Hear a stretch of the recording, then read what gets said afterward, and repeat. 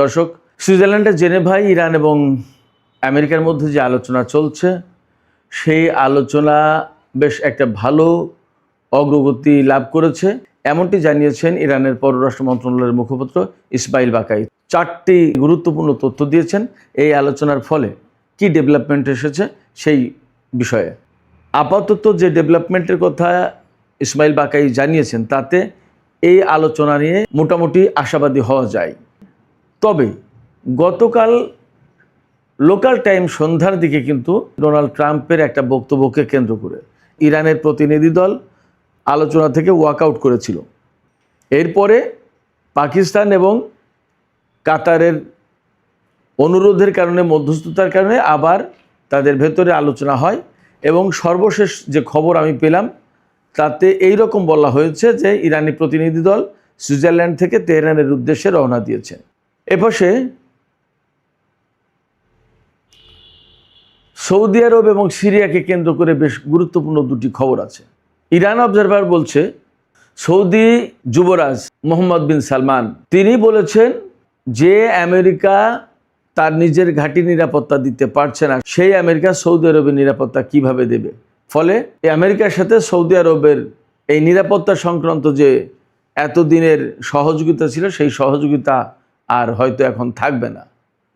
এর মানে দাঁড়াচ্ছে যে আমেরিকার সাথে সৌদি আরবের নিরাপত্তা সংক্রান্ত একটা বড় রকমের দূরত্ব তৈরি হলো।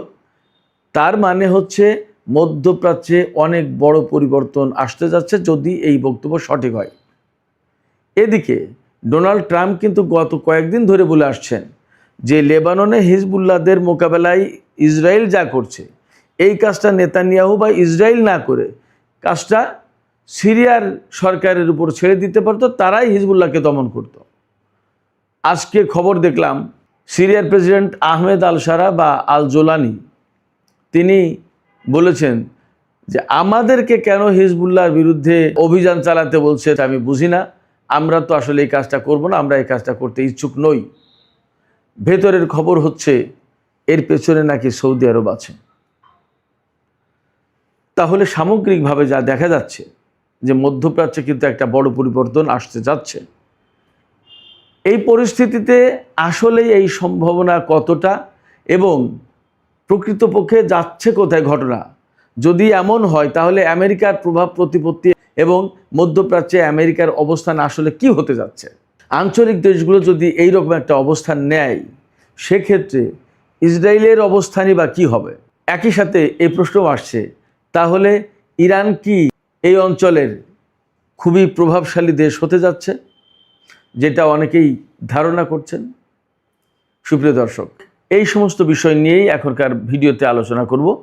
আশা করি ভিডিও ভালো লাগবে এবং শেষ পর্যন্ত আপনারা সবাই সঙ্গেই থাকবেন। আর ভিডিও যদি ভালো লাগে তাহলে লাইক, কমেন্ট, শেয়ার করবেন এবং চ্যানেলটি সাবস্ক্রাইব করে সাথেই থাকবেন। দর্শক চলুন প্রথমেই সুইজারল্যান্ডে ইরান এবং আমেরিকার মধ্যকার আলোচনা এবং বিভিন্ন ঘটনা কি কি ঘটেছে সেই সমস্ত নিয়ে প্রথমে কথা বলি। গতকাল 21শে জুন রোববার 2026 সাল জেনেভায়, সুইজারল্যান্ডের জেনেভা শহরে ইরান এবং আমেরিকার মধ্যে বলা যায় ঐতিহাসিক বৈঠক শুরু হয়েছিল। এই বৈঠকে ইরান এবং আমেরিকার কর্মকর্তারা একেবারে সরাসরি বৈঠকে বসেছেন, মুখোমুখি বৈঠকে। বৈঠকে কি কি আলোচনা হয়েছে সেই দিকে যাওয়ার আগে কি কি ঘটেছে তাই একটু বলি। একটা ফটো সেশন হয়, হ্যান্ডশেক করার একটা ব্যাপার থাকে, কিন্তু ইরানি প্রতিনিধি দল সুস্পষ্ট করে পাকিস্তানের কাছে বলেছিল আমরা কোনো হত্যাকারীর সাথে হ্যান্ডশেক করব না এবং ফটোও তুলব না। আমরা তাদের সাথে এখানে হ্যান্ডশেক করতে বা ফটো তুলতে আসিনি, আমরা আলোচনা করতে এসেছি, আলোচনাটাই হবে। তার মানে খুব একটা শক্ত অবস্থান নিয়েছে আমেরিকার সাথে। তার মানে এর ভেতর দিয়ে এই বার্তা ক্লিয়ার যে এই আলোচনা হলেও আমেরিকার সাথে ইরানের যদি কোনো চুক্তি হয়ও তার মানে আমেরিকার সাথে ইরানের সম্পর্ক স্বাভাবিক হয়ে যাচ্ছে না। যা হোক, এরপরে সোশ্যাল ট্রুথে প্রেসিডেন্ট ডোনাল্ড ট্রাম্প একটা পোস্ট দিয়েছিলেন। সেই পোস্টে বলেছেন ইরান যদি হিজবুল্লাহর তৎপরতা যদি লেবাননে কন্ট্রোল না করে, নিয়ন্ত্রণ না করে, তাহলে আমরা ইরানের উপরে ব্যাপক বড় রকমের হামলা চালাবো, যা গত সপ্তাহের হামলার চেয়ে অনেক বেশি কঠোর হবে। এই যে হুমকি দিয়েছেন ডোনাল্ড ট্রাম্প, এই হুমকির পর ইরানের কর্মকর্তারা ভীষণভাবে ক্ষিপ্ত হয়ে ওঠেন, ক্ষুব্ধ হয়ে ওঠেন এবং তারা প্রতিবাদ করে আলোচনা থেকে ওয়াক আউট করে। তারা আর গতকাল সন্ধ্যায় কোনো আলোচনায় বসেননি। ইরানের কর্মকর্তারা এখন দাবি করেছেন যে ট্রুথ সোশ্যালে ডোনাল্ড ট্রাম্প এই পোস্ট দিয়েছেন, সেই ট্রুথ সোশ্যালে ওনাকে দুঃখ প্রকাশ করে সরি বলে পোস্ট দিতে হবে। ডোনাল্ড ট্রাম্প তাতে রাজি হচ্ছেন না। এই ব্যাপারে পাকিস্তানের কাছে পরিষ্কার বার্তা দিয়েছে ইরান, পাকিস্তান এবং কাতারের কাছে। পাকিস্তান এবং কাতার আমেরিকার কাছে এই মেসেজ পৌঁছে দিয়েছে। দেওয়ার পরে ডোনাল্ড ট্রাম্প তাতে রাজি হচ্ছেন না বলে শেষ খবর। আমি এই ভিডিও যখন শেষ করে ফেলবো তারপরে কি হয় সেটা আমি এখনই বলতে পারছি না।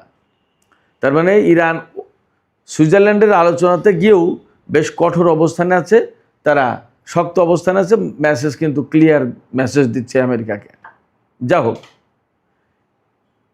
এর আগে পরে যে সমস্ত আলাপ আলোচনা হয়েছে ইরানের সাথে আমেরিকার, তাতে ইরানের পররাষ্ট্র মন্ত্রণালয়ের মুখপাত্র ইসমাইল বাকাই তিনি যে তথ্য দিয়েছেন তাতে 4টা ইনফরমেশন খুব গুরুত্বপূর্ণ। তিনি বলেছেন যে 4টা বিষয়ে অগ্রগতি হয়েছে এবং ইরানের পররাষ্ট্রমন্ত্রী সাইদ আব্বাস আরাকচি থেকে শুরু করে অনেকেই বলছেন যে আমেরিকার সাথে যে আলোচনা হয়েছে সেটা একটা ভালো অগ্রগতি। আলোচনা যদি এইভাবে এগিয়ে যায় তাহলে হয়তো একটা ভালো রেজাল্ট আসতে পারে। কি কি অগ্রগতি হয়েছে সে ব্যাপারে ইসমাইল বাকাই যা বলেছেন তা হচ্ছে, লেবাননের যুদ্ধক্ষেত্র শান্তিপূর্ণ স্থিতিশীল করার জন্য কনফ্লিক্ট কন্ট্রোল ইউনিট গঠন করা হয়েছে। অর্থাৎ ইরান, আমেরিকা বা এর সাথে কাতার, পাকিস্তান সবাই মিলে হয়তো এমন একটা ইউনিট গঠন করেছে যারা লেবাননের যুদ্ধবিরতি, লেবাননের স্থিতিশীলতা এই ব্যাপারে কাজ করবে। এরই মধ্যে গতকাল কিন্তু সুইজারল্যান্ডে মার্কিন কর্মকর্তা যারা ছিলেন তাদের সাথে টেলিফোনে কথা বলেছেন লেবাননের প্রেসিডেন্ট জোসেফ আউন। তিনি লেবাননে যাতে স্থিতিশীলতা ফিরে আসে সেই ব্যাপারে তিনি অনুরোধ করেছেন। যা হোক, ইসমাইল বাকাই বলেছেন যে লেবাননে স্থিতিশীল অবস্থা ফিরিয়ে আনার জন্য একটা কনফ্লিক্ট কন্ট্রোল ইউনিট গঠন করা হয়েছে। এরপরে হরমুজে কোনো সমস্যা সৃষ্টি হলে যাতে তাৎক্ষণিকভাবে যোগাযোগ করা যায় সেই জন্য একটা হটলাইন চালু করা হচ্ছে। 3 নম্বরে খুব গুরুত্বপূর্ণ একটা ব্যাপার, যে সমঝোতা সই হয়েছে ইরান এবং আমেরিকার মধ্যে 14 দফা সমঝোতা। এই সমঝোতার 13 নম্বর বাস্তবায়নের শর্ত হিসেবে বলা হয়েছে এই 13 নম্বর বাস্তবায়ন সাপেক্ষে পরমাণু কর্মসূচি নিয়ে আলোচনার জন্য একটা ওয়ার্কিং কমিটি গঠন করা হয়েছে। তারা পরমাণু বিষয়ে আলোচনা করবে, তার আগে 13 নম্বর বাস্তবায়ন করা হবে। 13 নম্বর কি বলা হয়েছে? 13 নম্বরে বলা হয়েছে যে 1, 4, 5, 10 এবং 11 এই শর্তগুলো পূরণ করে এই 13 নম্বর বাস্তবায়ন করতে হবে। 13 নম্বরে কি বলা হয়েছে? 13 নম্বর হচ্ছে ওই যে বললাম 1, 4, 5, 10, 11 এই দফাগুলো বাস্তবায়ন করতে হবে। করার পরে এই সমঝোতাগুলো বাস্তবায়ন করার পর এইবার পরমাণু আলোচনা হবে, সেই জন্য ওয়ার্কিং কমিটি গঠন করা হয়েছে। আর পরমাণু আলোচনা যখন হবে, চুক্তি যখন চূড়ান্ত হবে, সেই চুক্তি কিন্তু জাতিসংঘ নিরাপত্তা পরিষদে অনুমোদন করতে হবে। এখন প্রশ্ন হচ্ছে যে 1, 4, 5, 10, 11 এই 5টা দফায় কি বলা হয়েছে? 1 নম্বর দফায় বলা হয়েছে লেবাননে যুদ্ধবিরতি করতে হবে, যুদ্ধের অবসান ঘটাতে হবে। 4 নম্বরে কি বলা হয়েছে? 4 নম্বরে বলা হয়েছে ইরানের চারপাশ থেকে মার্কিন সেনা প্রত্যাহার করতে হবে। 5 নম্বরে কি বলা হয়েছে? 5 নম্বরে বলা হয়েছে ইরানি ব্যবস্থাপনায় 30 দিনের মধ্যে হরমুজ প্রণালী খুলে দিতে হবে, ইরানি ব্যবস্থাপনায়। 10 নম্বরে বলা হয়েছে আলোচনা চলার সময় আমেরিকা মধ্যপ্রাচ্য অঞ্চলে নতুন করে কোনো সেনা মোতায়েন করতে পারবে না এবং ইরানের উপর নতুন করে কোনো নিষেধাজ্ঞা আরোপ করতে পারবে না। আর 11 নম্বরে বলা হয়েছে 60 দিনের আলোচনার মধ্যে ইরানের যে আটকে থাকা অর্থ আছে $24 বিলিয়ন, এটা পুরো ক্লিয়ার করে দিতে হবে। তবে আলোচনা শুরুর আগে, পরমাণু বিষয়ে যে আলোচনা শুরু হবে সেই আলোচনা শুরুর আগে এর অর্ধেকটা মুক্ত করতে হবে। এই ছিল 11 নম্বরের। অর্থাৎ এই দফাগুলো বাস্তবায়ন করার পর 13 নম্বর দফা বাস্তবায়নের প্রশ্ন। 13 নম্বর দফায় কি কথা? পরমাণু নিয়ে আলোচনা শুরু হবে 60 দিনের মধ্যে। এই পরমাণু নিয়ে আলোচনা শুরু করার জন্য একটা ওয়ার্কিং কমিটি গঠন করেছে, কিন্তু পরমাণু নিয়ে আলোচনা কিন্তু শুরু হয়নি। এই যে 1, 4, 5, 10 এবং 11 এই দফাগুলো বাস্তবায়ন করলেই আলোচনা শুরু হবে। এরপরে ইরানের যে সমস্ত আটকে থাকা অর্থ, সেই অর্থগুলো তো রিসিভ করতে হবে, গ্রহণ করতে হবে। কিভাবে গ্রহণ করবে? এই অর্থগুলো কাতারের কাছে আসবে এবং কাতার থেকে ইরান যাতে গ্রহণ করতে পারে সেই জন্য কাতারের সাথে ইরানের একটা চুক্তি হয়েছে, গতকালকেই সেই চুক্তি হয়েছে, সই করেছে। তার মানে ইরান আটকে থাকা এই অর্থ ফেরত পেতে যাচ্ছে।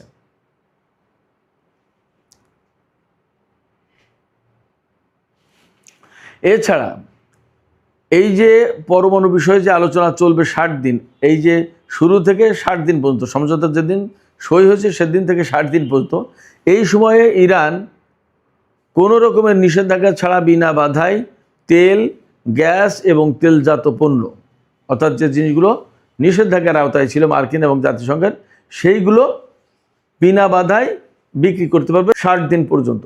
এই ব্যাপারে আমেরিকার কাছ থেকে প্রয়োজনীয় ডকুমেন্ট নিয়েছে ইরান। তার মানে বেশ একটা ভালো অগ্রগতি। ইরান বলেছে কাতার এবং পাকিস্তানের প্রচেষ্টায় লেবাননের যুদ্ধবিরতির ব্যাপারে আসলে বেশ একটা ভালো অগ্রগতি হয়েছে, দেখা যাক পরিস্থিতি কোথায় যায়। এদিকে আমেরিকার উপরে ইরান কিন্তু প্রচণ্ড চাপ সৃষ্টি করেছে। লেবানন থেকে সেনা প্রত্যাহারের ব্যাপারে ইরান আমেরিকার উপর যে চাপ সৃষ্টি করেছে ইসরায়েলি সেনা প্রত্যাহারের ব্যাপারে, সেই চাপের কারণে ডোনাল্ড ট্রাম্প নেতানিয়াহুকে ফোন করেছে এবং চাপ দিয়েছে। দেওয়ার পরে নেতানিয়াহু পার্শিয়ালি অর্থাৎ আংশিক সেনা প্রত্যাহারে রাজি হয়েছে দক্ষিণ লেবানন থেকে। তবে বাস্তবতা হচ্ছে দক্ষিণ লেবাননে একটা সেনা থাকতেও সম্ভবত ইরান আমেরিকার সাথে আলোচনায় বসবে না, কারণ যুদ্ধবিরতি কমপ্লিটলি কার্যকর হবে, আর যুদ্ধবিরতি কার্যকর হওয়া মানে লেবাননের ভূমি থেকে ইসরায়েলের সেনা সব প্রত্যাহার করতেই হবে, না করলে হবে না। এই ছিল ইরান এবং আমেরিকার মধ্যে সুইজারল্যান্ডের জেনেভা শহরে যে আলোচনা হয়েছে, সেই আলোচনা সম্পর্কিত মোটামুটি গুরুত্বপূর্ণ তথ্য আমি আপনাদের সামনে তুলে ধরলাম। এখন সৌদি আরব এবং সিরিয়ার প্রেসিডেন্ট, সৌদি আরবের যুবরাজ মোহাম্মদ বিন সালমান এবং সিরিয়ার প্রেসিডেন্ট আহমেদ আল সারা ওরফে জোলানি, তাদের বক্তব্য নিয়ে কিছু কথা আছে, সেইগুলো বলি, একটু বিশ্লেষণ করি, তারপরে এই আলোচনা শেষ করব। সৌদি আরবের যুবরাজ মোহাম্মদ বিন সালমান বলেছেন, তার উদ্ধৃত করে ইরান অবজারভারে বলা হচ্ছে যে সৌদি প্রিন্স বলেছেন, আমেরিকা যেখানে নিজের ঘাঁটির নিরাপত্তা দিতে পারছে না সেখানে তারা আমাদের নিরাপত্তা দেবে কি করে? অতএব তাদের আর নিরাপত্তার প্রয়োজন নেই, নিরাপত্তা সংক্রান্ত যে সহযোগিতা এই সমস্তর আর দরকার নেই, আমেরিকা আমেরিকার মতোই থাকুক, আমরা আমাদের মতো থাকি, আমরা আমাদের ব্যাপারটা দেখব। একই সাথে সিরিয়ার প্রেসিডেন্ট আহমেদ আল সারা ওরফে জুলানি, তিনি কি বলেছেন সে কথাটাও বলি, এই কারণে যে সেটাও সৌদি আরবের সাথে একটা রিলেশন আছে, যার কারণে আমি একবারে উল্লেখ করে তারপরে এই দুটো ঘটনা বিশ্লেষণ করি। মার্কিন প্রেসিডেন্ট ডোনাল্ড ট্রাম্প বারবারই বলছেন সোশ্যাল ট্রুথে বা বিভিন্ন জায়গায় বক্তৃতায় যে লেবাননে যে হিজবুল্লাহ আছে তাদেরকে তো কন্ট্রোল করার জন্য, তাদেরকে ধ্বংস করার জন্য সিরিয়ার প্রেসিডেন্টকে দায়িত্ব দিলেই হয়, সেই এই কাজটা করে দিতে পারতো ভালো। কেন এই কথা বলছেন? যাতে ইসরায়েল না করে, ইসরায়েলের সাথে তো যুদ্ধবিরতিটা তাহলে হয়ে যায়, সিরিয়া দেখুক ব্যাপারটা। কিন্তু ফ্যাক্ট হচ্ছে কি, লেবানন থেকে ইসরায়েলকে সরিয়ে নিয়ে যে যদি সেখানে সিরিয়াকে দেওয়া হয় তো ইরান কি সেটা মানবে? প্রথম কথা। দ্বিতীয় কথা, কেন সিরিয়ার প্রেসিডেন্টকে সেখানে লাগিয়ে দিতে চাইছে?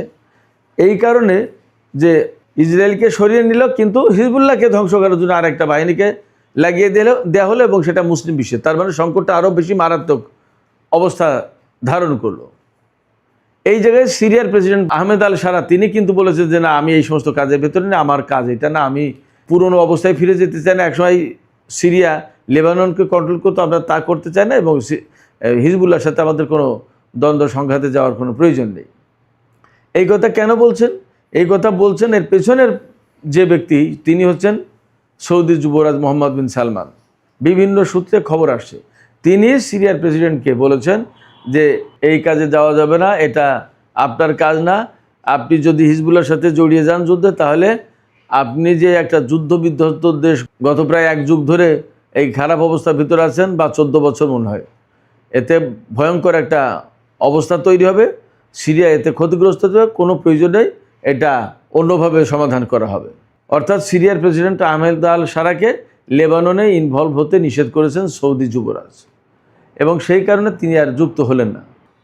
সৌদি যুবরাজ যদি পেছন থেকে এই কথা বলে থাকেন তার মানে দাঁড়াচ্ছে যে আঞ্চলিক একটা ভিন্ন পরিবেশ, ভিন্ন ভূ রাজনীতি এবং নতুন একটা অবস্থা তৈরি হচ্ছে যেখানে আমেরিকার অবস্থান খুবই দুর্বল হবে, হয়তোবা গ্রহণযোগ্য হবে না, অনেকে গ্রহণই করবে না। তার মানে দাঁড়াচ্ছে এই যে যুদ্ধটা হয়ে গেল ইরানের সাথে ইসরায়েল এবং আমেরিকার, এই জায়গা থেকে মধ্যপ্রাচ্যের বিশেষ করে উপসাগরীয় দেশগুলোর কাছে এইবার তা ক্লিয়ার যে ইরানকে আমেরিকা এবং ইসরায়েল দুইজন মিলে যখন হারাতে পারেনি, তাহলে আমরা কোথায়? অতএব ইরানের সাথে মিলেমিশে এই অঞ্চলে থাকতে হবে। This is the reality. এবং ইরান, রাশিয়া এবং চীনের নেতৃত্বে নতুন বলয় গড়ে উঠছে এবং এই বলয় বিশ্ব কন্ট্রোল করবে, এটাও বাস্তব। অতএব এই বাস্তবতা বুঝে সৌদি যুবরাজ এখন নতুন পরিবেশে খাপ খাওয়ানোর চেষ্টা করছে। সম্ভবত আমরা অল্প সময়ের ভেতরে ইরানের সাথে আরব এবং উপসাগরীয় আরব দেশগুলোর একটা নতুন মাত্রার সম্পর্ক দেখব, এমনটা আশা করার যথেষ্ট কারণ আছে। সুপ্রিয় দর্শক, এখনকার আলোচনা এখানে শেষ করতে চাইছি। যাবার আগে আপনাদের কাছে প্রশ্ন করি, আপনাদের মতামত কি? আমার কাছে তো মনে হয় যা সিচুয়েশন, যা পরিস্থিতি, যে খবরগুলো বললাম, ব্যাপারগুলো যদি এইরকম হয়, তাহলে সত্যি সত্যি মধ্যপ্রাচ্যে নতুন একটা পরিবেশ তৈরি হতে যাচ্ছে। বিরাট পরিবর্তনের ভেতর দিয়ে নতুন মধ্যপ্রাচ্য গড়ে উঠবে আমার কাছে মনে হচ্ছে, এবং সেখানে ডেফিনেটলি ইরান একটা গুরুত্বপূর্ণ শক্তি হবে, যার সাথে সবাই সহযোগিতামূলক সম্পর্ক গড়ে তোলার চেষ্টা করবে।